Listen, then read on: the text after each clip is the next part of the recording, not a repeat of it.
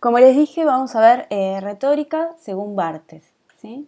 El orden en el que fuimos viendo las teorías fue como para permitir que la segunda teoría pueda incorporar conceptos de la primera, ¿sí? De esa manera ordené los textos.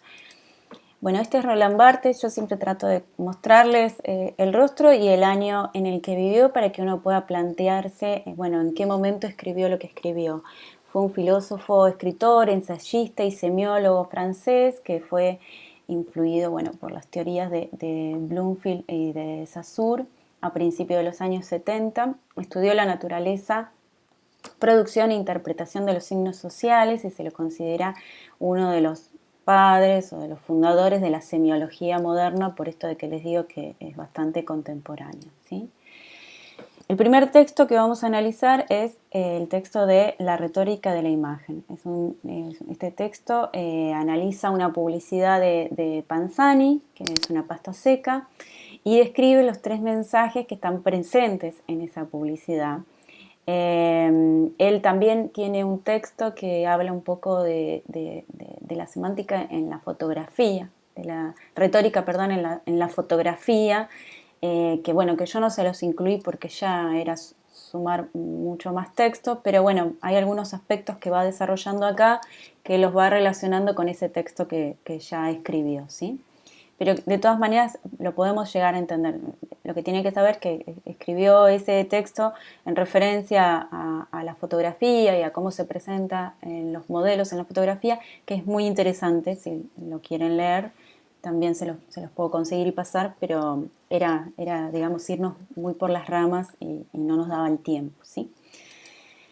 Bueno, esta es la publicidad, es una publicidad de pasta seca, es de origen francés la publicidad, el idioma con el que está escrito abajo es francés. Y él habla del mensaje lingüístico de la publicidad.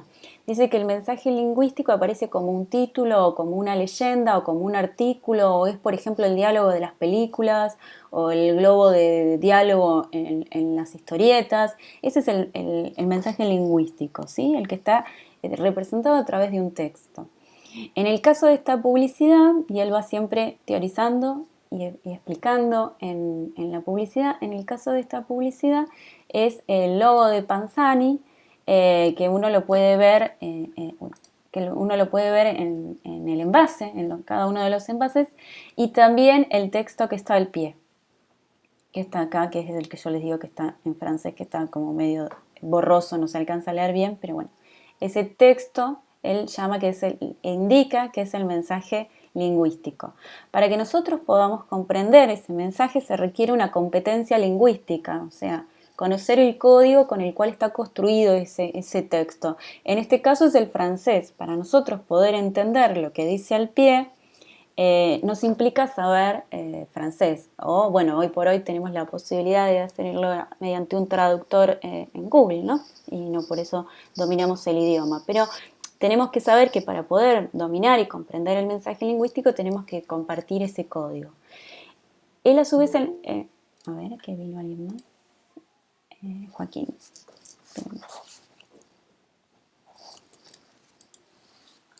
Bien.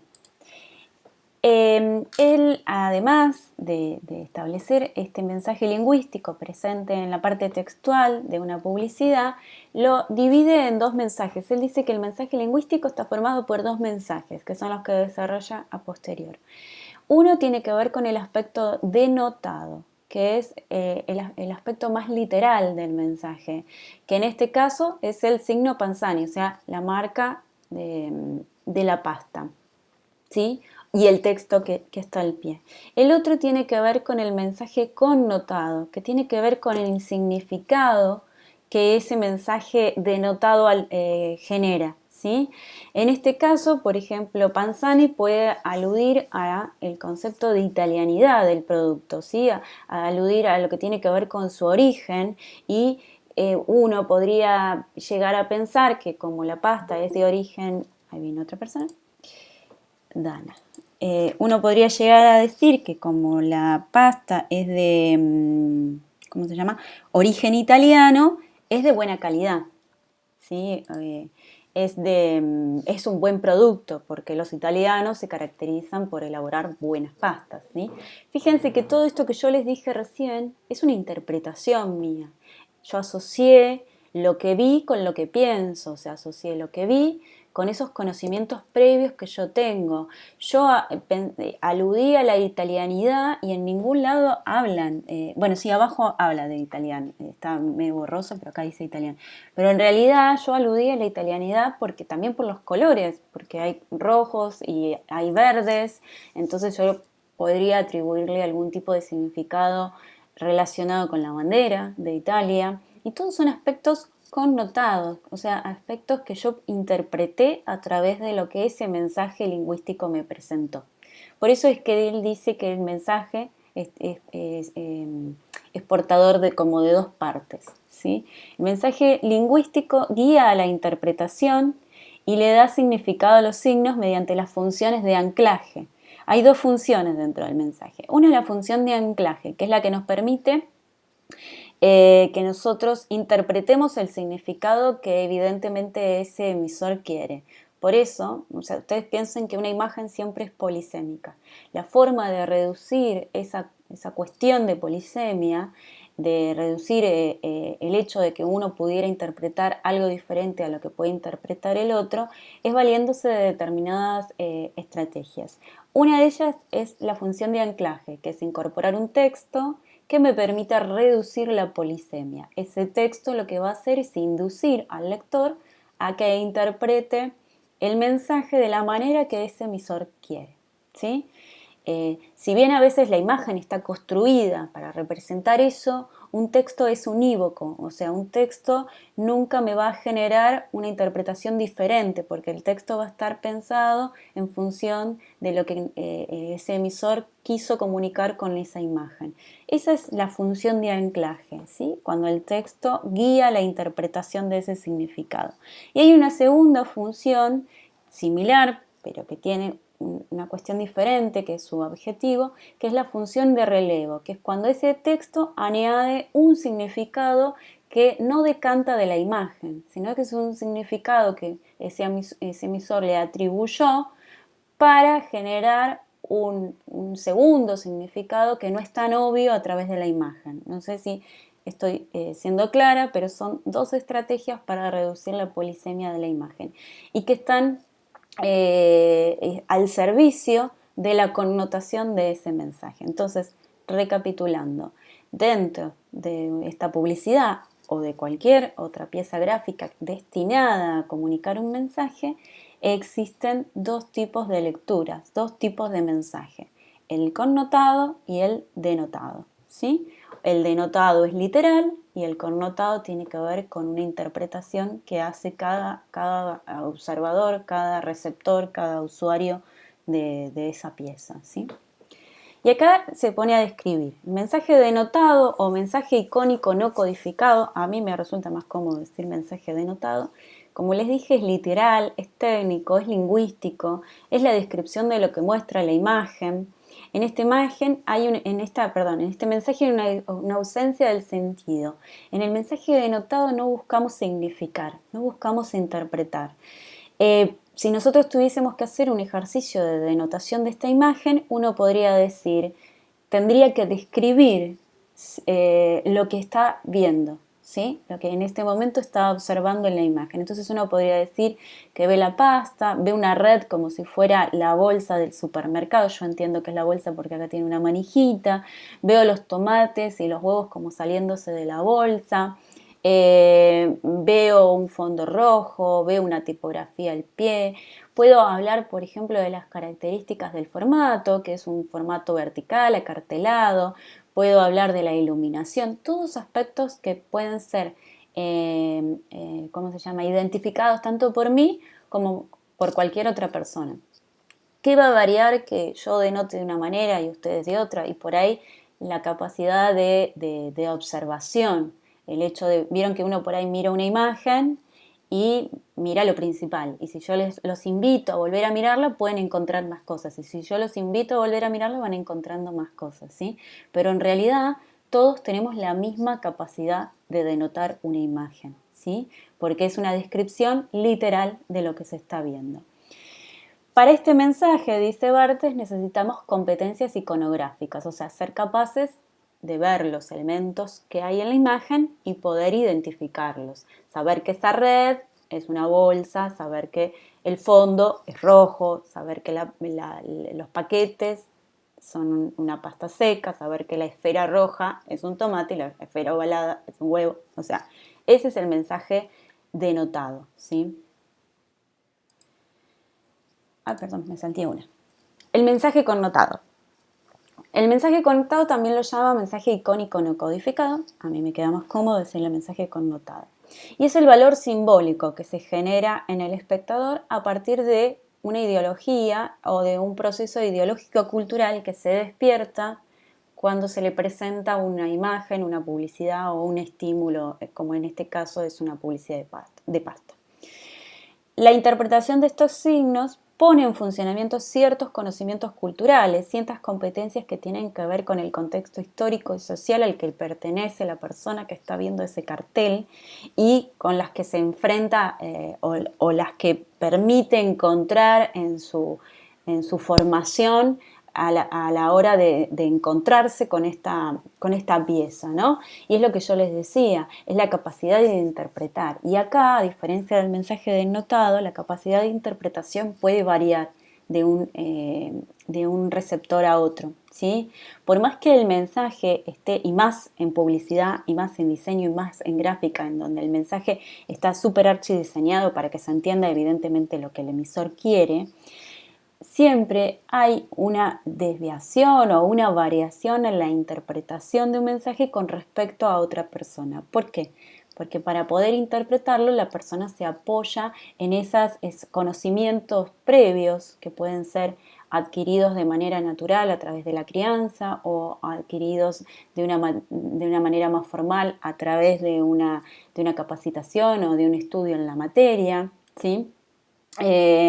Y que van a diferir de otro, ¿no? Yo siempre pongo este ejemplo a mis alumnos más chicos cuando hablamos de estos dos mensajes.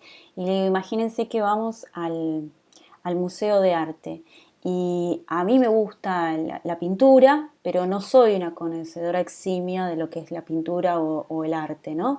Y voy con uno de ustedes que sí, que está formado en artes visuales, que conoce la técnica, que conoce de artistas, que conoce de historia del arte, y ante una determinada obra yo puedo elaborar un concepto basado en una apreciación que se circunscribe entre lo que es bello y lo que es lindo. Entonces yo puedo decir, ay, qué lindo cuadro, ¿no? Y esa es mi interpretación, ¿sí? O mira qué bien se representó el tomate en este cuadro. Y ustedes pueden elaborar un mensaje mucho más profundo porque son conocedores de la técnica del color, de la técnica de la forma, saben lo que es una representación figurativa y la pueden, no sé, diferenciar de una representación abstracta, reconocen y conocen los recorridos de ese artista como hacedor de arte, entonces pueden elaborar, pueden conocer todo su repertorio y toda su historia como artista y a través de ese conocimiento pueden elaborar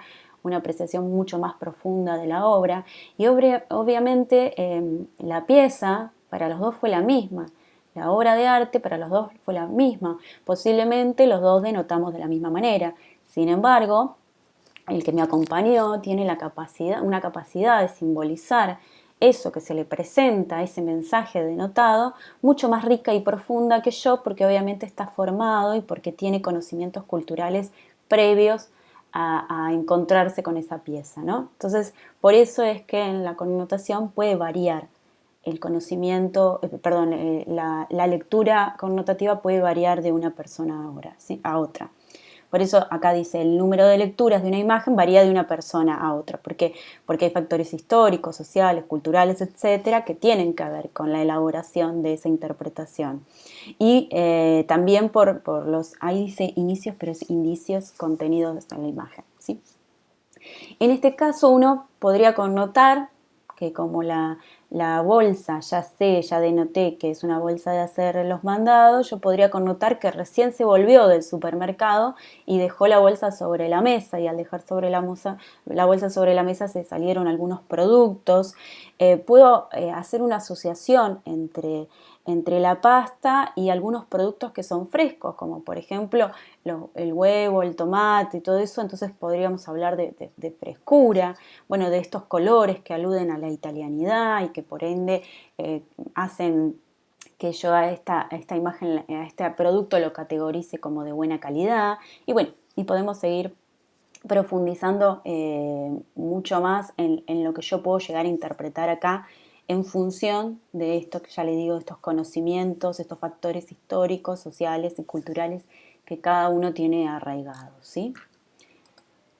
En síntesis, el mensaje denotado aparece como soporte del mensaje simbólico connotado, o sea, ¿qué quiero decir? Que para yo poder connotar me tengo que valer de lo que denoté, ¿sí? Para yo poder interpretar un signo, tengo que poder ver su significante, o sea, tengo que poder evidentemente tengo que poder ver y tener algún tipo de competencia que me permita identificar cada uno de los elementos presentes en esa imagen, ¿sí?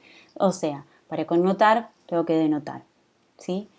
La distinción entre mensaje denotado y connotado es analítica, porque siempre que nos enfrentamos a una imagen se nos presentan los signos de la connotación.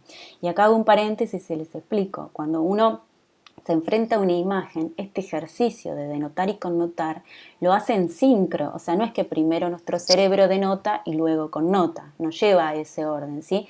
Este tipo de lecturas están separadas a fines de que nosotros podamos interpretar qué mecanismos se inician cuando uno se enfrenta a una imagen que tiene que resolver de manera interpretativa, ¿no? Entonces, posiblemente si yo les presentara sin saber estos conocimientos una imagen, ustedes harían una denotación y una connotación mezclada, ¿sí? Porque su cerebro está de manera simultánea observando, entre comillas, interpretando lo que sus ojos están captando, interpretando, decodificando qué es, pero también analizando qué significa, ¿sí? Que es a lo que apunta la connotación, ¿sí? Bueno, ahí les quedó en claro el primer texto, que era bastante simple. Vieron que se lo súper resumí. No sé aunque no lo hayan leído el texto, o sea, ¿entendió lo que expliqué? Sí, sí, se entendió. ¿Se entendió? Bueno, piensen, por eso les vuelvo a decirles, me parece que es súper útil porque cuando ustedes se enfrenten ante una imagen y tengan que analizarla, van a tener que hacer esta doble lectura. Posiblemente en el final tengan que desarrollar una pieza que va a ser un cartel, y la forma de construcción, aparte de valerse de la técnica o de los recursos que ustedes van a tener como diseñadores, se va a asentar en la posibilidad de crear significado a través de las imágenes que ustedes diseñan, ¿sí? O sea, todo lo que ustedes vuelquen en esa pieza gráfica tiene que estar al servicio de significar. Y significar es connotar, ¿sí? Si ustedes lo que quieren a través de una pieza gráfica es mandar un mensaje a una audiencia, ese mensaje tiene que estar diseñado y pensado de tal manera que sea interpretado por esa audiencia como yo quiero que sea, ¿sí? Entonces tengo que tener un conocimiento o por lo menos una vaga idea de cómo sería el proceso de connotación de mi audiencia, cómo puede llegar a interpretar esa imagen, ¿sí? Y recapitulando, una de las técnicas o estrategias o recursos que uno tiene ante una situación en la que duda si mi audiencia va a interpretar esa imagen como yo quiero, son las técnicas de anclaje, ¿sí? Anclaje de sentido y relevo, ¿sí? Así que eso también pónganlo así como, anótenselo como dos formas de diseñar y de esa manera lanzar un mensaje unívoco, ¿sí? Bien, el segundo texto, que es el que yo les decía que por ahí es un poco más complejo, y yo se los traté de resumir, es La semántica del objeto, ¿sí? Es un artículo que pertenece al libro La aventura semiológica. La premisa de este texto, o sea, a mí la idea que me quedó cuando leí, que dice Barthes, ustedes si lo leyeron y quieren ir incorporando apreciaciones, vayan interrumpiéndome, si no yo sigo hablando. Es que jamás nos encontramos con objetos significantes en estado puro, ¿sí? Y lo pongo entre comillas, en estado puro en el sentido de que el autor lo que termina diciendo es que los objetos significan en función de quien los usa, ¿sí? En función de quienes los reciben, en función de quienes los interpretan, ¿sí? El autor continúa describiendo cómo el objeto significa en nuestra cultura y en el mundo contemporáneo. De esta forma, el objeto no es simplemente una cosa, sino que transmite connotaciones, porque él dice que no hay objeto que esté libre de un significado. Todos los objetos significan, ¿no? Y luego se pone como a explicar qué es un objeto, ¿no? Porque uno por ahí dice, bueno, un objeto es una cosa, y él dice que es más que una cosa. Entonces comienza a elaborar concepciones acerca de lo que es un objeto. Para empezar, realiza una distinción entre comunicar y significar. La primera clase vimos esto, ¿se acuerdan que dijimos que no es lo mismo informar que comunicar? Bueno, él hace una distinción similar, en realidad apunta a decir prácticamente lo mismo, que comunicar no es lo mismo que significar, no quiere decir lo mismo. Comunicar se trata de transmitir una determinada información, en cambio significar implica la transmisión de signos, ¿sí? Significar implica dar sentido, implica explicar, interpretar, ¿sí? Eso es lo que implica significar, ¿sí? Uno podría decir que en la significación uno está esperando una respuesta de ese receptor. Y quizás a la hora de informar, o como él habla acá, comunicar, ¿no? Uno lo que está haciendo es transmitiendo informaciones, sin esperar ningún tipo de interacción por parte de la persona que recibe esa información. Barthes dice que los objetos transmiten sistemas de signos, es decir, que los objetos significan, ¿sí? Por eso él dice, no es solamente una cosa, son cosas que significan, ¿sí? Que tienen sentido, que adquieren sentido. ¿Cómo adquieren el sentido? Es lo que después él empieza a desarrollar. Él dice que hay toda una carga ideológica y cultural que hace que estructuremos y signifiquemos a los objetos de una determinada manera. Eso que implica, él habla también más adelante de cómo se clasifican los objetos. Entonces él dice que toda esa carga ideológica y cultural, que ese bagaje cultural que uno ya tiene arraigado, es el que nos permite estructurar y clasificar todos los objetos que circulan y que en nuestro mundo, digamos, ¿no? Entonces, el objeto no, por este motivo, el objeto no va a tener el mismo significado en una cultura que en otra, ¿sí? Y acá se apoya un poco en lo que vimos recién de la connotación, de cómo una persona puede interpretar algo diferente. A mí cuando leí esto se me vino a la cabeza la historia de por qué los chinos comen con palitos chinos, que hay un montón de teorías. Hay, por ejemplo, que los palitos se hacían de bambú y el bambú era barato y era más fácil utilizar el bambú y no construir un utensilio, entonces por eso se valieron del bambú, pero bueno, a mí me sirve esta teoría y es que los cuchillos son consideradas armas de guerra, entonces en el lugar donde se come no se puede hacer la guerra, no se puede poner armas arriba de la mesa y por eso utilizaban los palitos chinos, los palitos de madera, ¿no? Entonces, según nuestra cultura occidental, por decir de alguna manera, el cuchillo es un utensilio que sirve para comer, ¿sí? Pero en la cultura china podría significar un arma, ¿sí? Entonces, para ellos, lo que nosotros es el cuchillo, ese es el palito. El utensilio que sirve para comer, para ellos son los palitos chinos.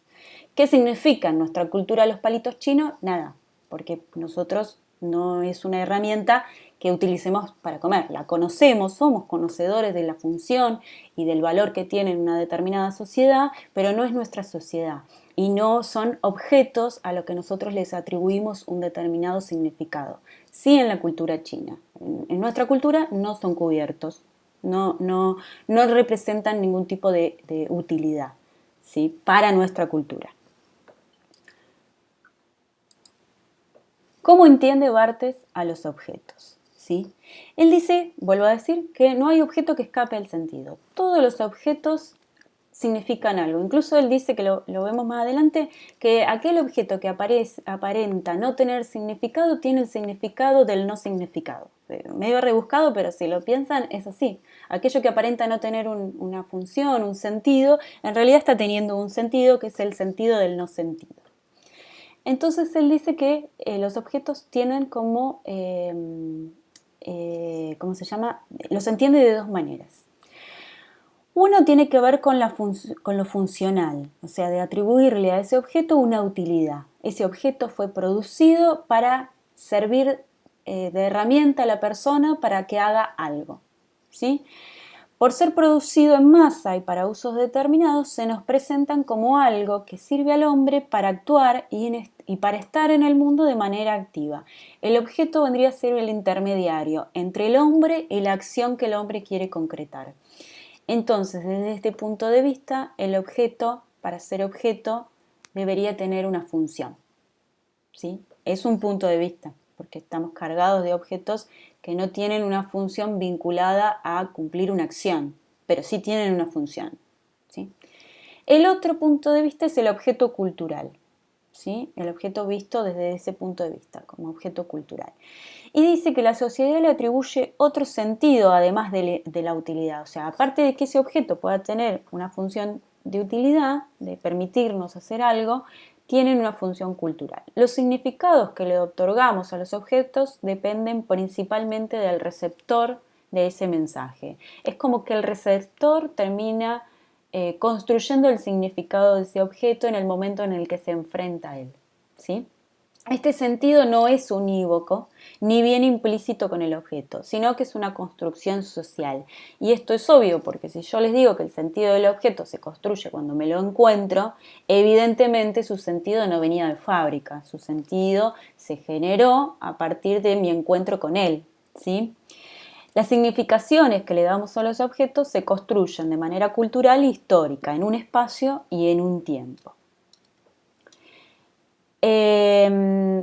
Acá les agregué un textito que de otros autores. Dice, el ser humano se relaciona con los objetos de su entorno a través de la simbolización, es decir, a través de lo que el objeto significa para cada individuo.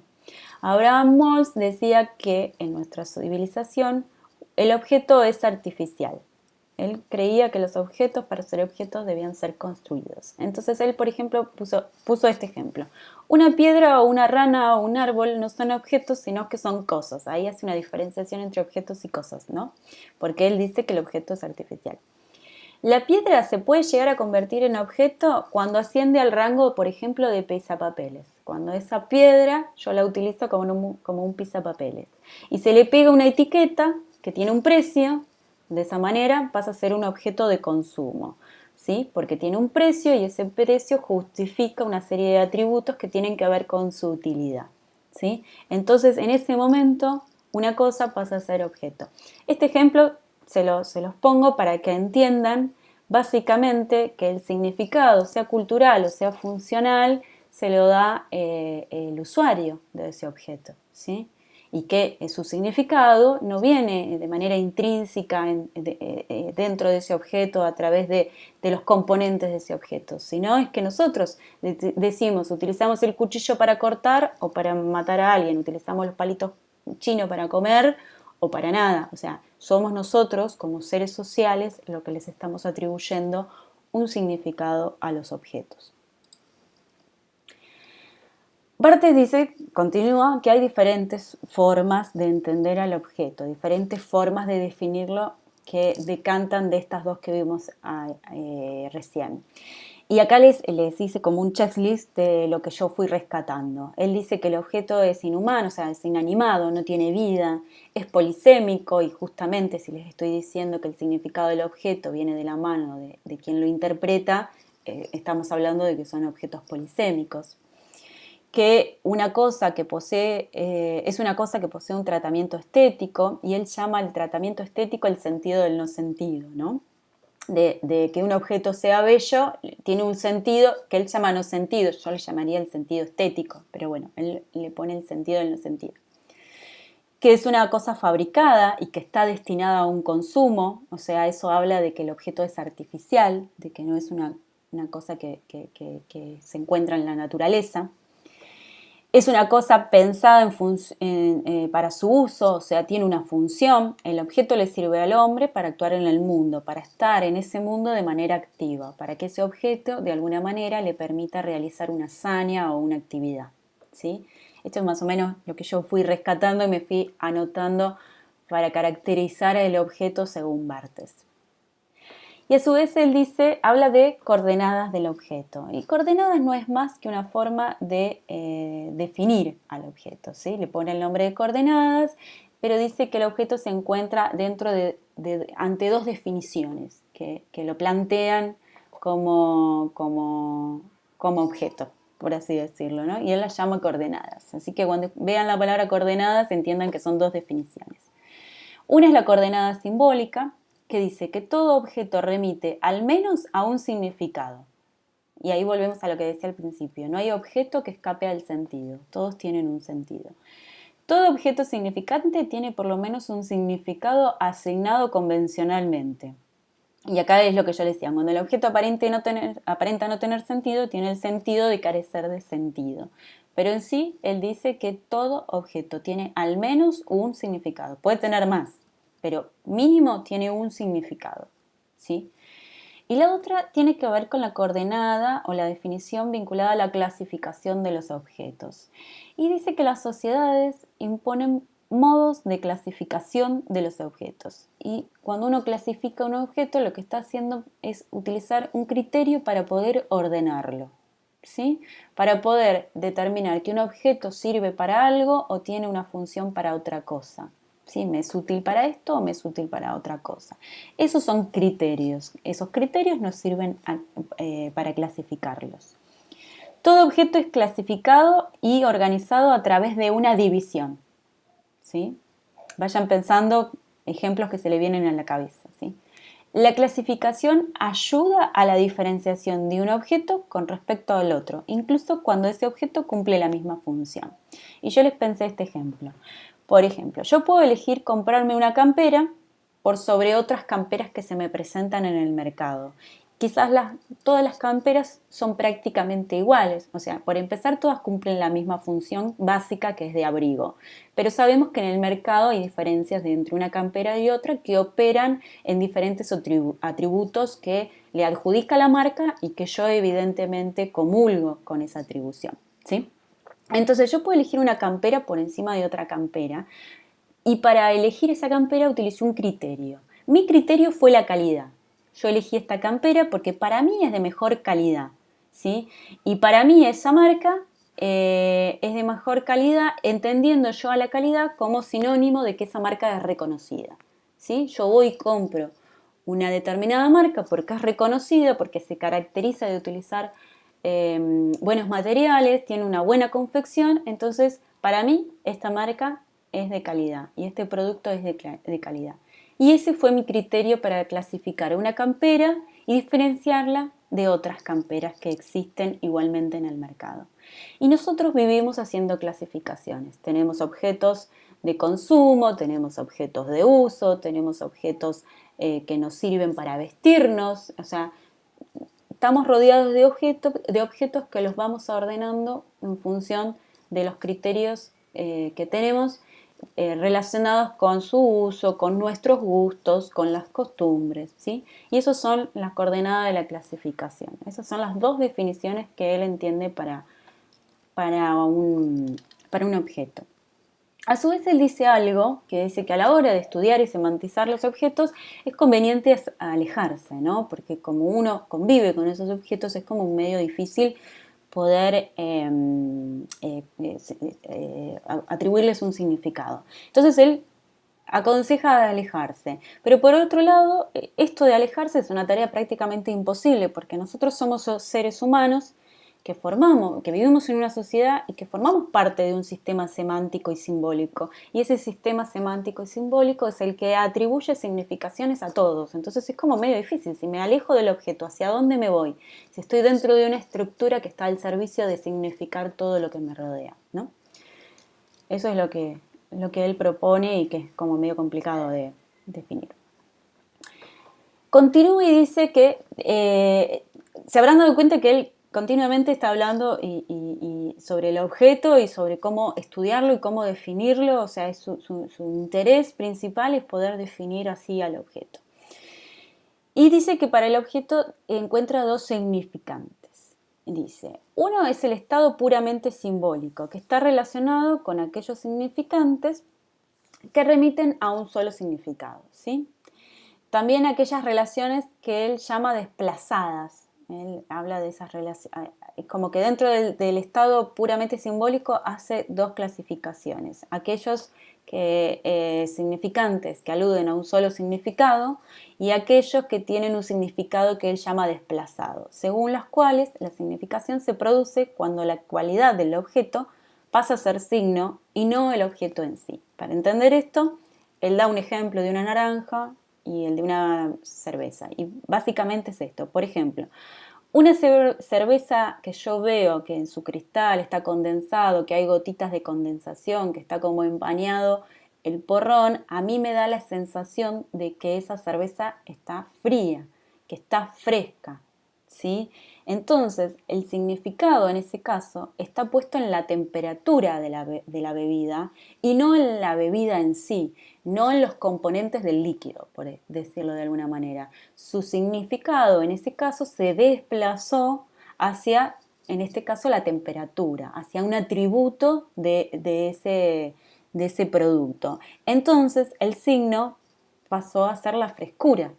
El signo, el significado de este objeto se desplazó, vuelvo a decir, de la bebida en sí a cómo está presente esa bebida. Esos son los significados que él llama desplazados, ¿sí? El otro significante que él encuentra para el objeto lo llama significantes añadidos a una colección de objetos. Y más o menos viene de lo que hablábamos recién, de una forma de clasificar los objetos. Él dice que el sentido de un objeto no nace del objeto, sino de la colección de objetos que lo nuclea. O sea, un objeto cobra un determinado sentido cuando está en convivencia con otros objetos que evidentemente también significan, ¿sí? Los signos se relacionan y se conexionan a través de las relaciones de parataxis. Ahí le puse abajo la definición de parataxis. Es una figura retórica en la cual se unen dos elementos sintácticos del mismo nivel o función que son independientes entre sí, ¿sí? ¿Qué quiero decir con esto? Que adquieren un nuevo sentido cuando se relacionan con otros. El significado de un objeto cambia, se modifica en relación a otro objeto. Por ejemplo, los muebles blancos dentro de un living significan el estilo de decoración shabby chic. Es un estilo de decoración muy romántico, en donde abundan los muebles blancos, las flores y bueno. Hay un tipo de mobiliario que en combinación con otros tipos de mobiliario de igual estilo, refuerzan el estilo shabby chic. Si yo despojo un mobiliario de esa colección, ese objeto pierde el sentido de ser parte de una colección shabby chic. ¿Entienden? O sea, ese mueble gana un significado diferente cuando convive con otros muebles. O sea, cuando ese signo convive con otros signos que le dan un sentido de manera conjunta y no individual, ¿sí? ¿Van hasta ahí? Es complejo, pero lo estoy haciendo lo más claro posible. ¿Me van siguiendo, chicos?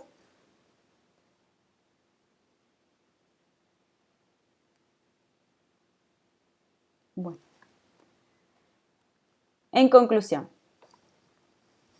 la sociedad va evolucionando y de la misma forma van cambiando las percepciones y los significados que le vamos dando a los objetos. Es decir, el significado de un objeto es temporal, o sea, no es atemporal. No significa lo mismo a lo largo de la historia.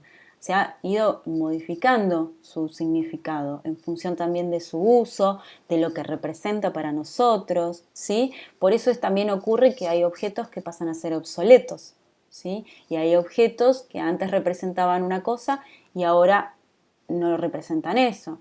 Hace un montón de años, las personas que tenían un celular que no se parecían en nada a los celulares que tenemos hoy, los smartphones, eran como ladrillos gigantes, hacían uso de ese objeto y ese objeto les atribuía un determinado estatus, porque era un producto caro, de consumo caro, ¿sí? Hoy en día no hay persona que no tenga un celular, incluso hay algunas que tienen hasta dos. Entonces, si bien sigue siendo un objeto caro, es un objeto popular, ¿sí? Hace algunos años, consumir o comprar una joya estaba reservado para un determinado grupo elitista con un determinado poder adquisitivo. Hoy tenemos un montón de joyas simuladas, hay gente que vende joyas por catálogo, hay mucha gente que utiliza joyas, por supuesto, de otro tipo de calidad, con otro tipo de poder adquisitivo, más accesibles a su bolsillo, pero en definitiva el objeto tiene otro significado, ha mutado. Entonces, vuelvo a decir, los conceptos, los significados de los objetos van variando en función de la sociedad que hace uso de ellos. Al que a un significado lo tomemos como natural, que nos parezca que un objeto significa tal cosa, la realidad es que su sentido fue constituido social y culturalmente. ¿Sí? Que los palitos chinos sean un cubierto para los chinos fue una decisión convenida. Hey, esto sirve para que comamos. Y si bien está totalmente naturalizado que los chinos consuman o coman con palitos chinos, la realidad es que eso no fue natural, ¿sí? Eso fue una herramienta que se interpuso entre la mano y la comida, porque en un primer momento el hombre comió con la mano, ¿sí? El significado del objeto siempre es un hecho cultural, es decir, producido por la cultura, y eso tiene que ver con lo que hablamos recién. Los objetos no tienen sentido desde el momento en que nace. Luego se empiezan a semantizar y luego se le empiezan a atribuir determinados significados. Y ese significado es el que se produce en ese luego, es cultural, ¿sí? Se produce en el seno de una sociedad, ¿sí? Porque el objeto viene al mundo para ser utilizado por alguien y ese alguien es parte de una sociedad. Un objeto comienza a ser semantizado desde el momento en que es fabricado, consumido y normalizado por la sociedad. A priori, o sea, antes, ese objeto no significaba. Significa cuando es construido y es consumido y normalizado por la sociedad, ¿sí? Y eso tiene que ver con algo que Barthes hace hincapié, que es que el significado del objeto se construye cuando ese objeto se encuentra con su usuario, ¿sí? Bueno, voy a cortar la grabación, si no me va a quedar gigante.